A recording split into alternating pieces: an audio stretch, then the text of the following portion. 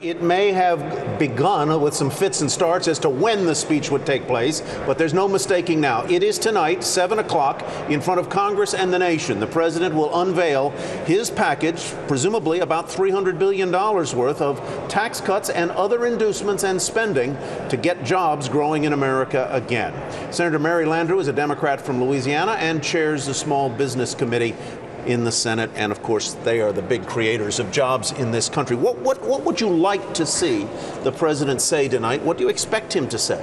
Well, I'm hoping the president will focus at least some of his remarks on the power of small business to create jobs in this country. Every study shows that the dynamic, growing businesses, many small businesses and medium-sized, not your large international corporations, are the ones creating jobs. So any tax credits directed to them, I think, would be universally received in a very positive way. And I'm glad the president is continuing on his jobs agenda. This isn't the first speech he's given on it. This is not the first attempt we've made to turn these numbers around.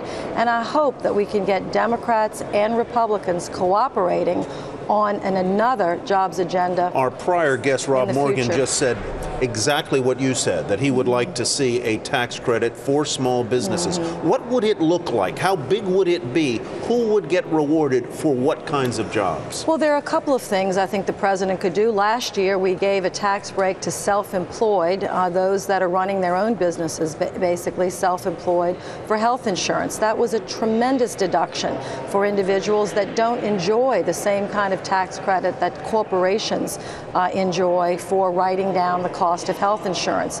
Potentially, we could extend that. I know the president's going to talk about a payroll tax deduction. That is going to be very helpful to small business. But one thing we could do that we haven't done is jumpstart the SBIR program that exists today. It's the federal government's largest research and investment program. In other words, the federal government basically sets aside a certain percentage of their research dollars for small businesses to tap into. That is a very important program that's been stalled. I hope the president will jumpstart it tonight. Let's talk a little bit. You come from an oil and gas state. A lot of people lately have been saying, if we turned our attention to developing domestic energy reserves, especially natural gas, not only would we do good work in terms of our energy sufficiency, but we'd create thousands of jobs. I agree with you wholeheartedly, and I hope the president says something about that today. Now, you know, I've taken issue with this administration when they shut down drilling in the Gulf Coast. Almost all of our drilling was shut down 2 years ago because of the BP oil spill and catastrophe. I thought that was wrong. We're trying to reverse that, get people back drilling in the Gulf, but also, you're right, throughout many parts of the country, we're discovering record amounts of natural gas, which is cleaner burning than either oil or coal, meet some of our environmental needs, and create jobs in America. So we should be really promoting more drilling. We can't drill our way completely to independence, but it will create jobs and it will make America more safe. Final and most important question.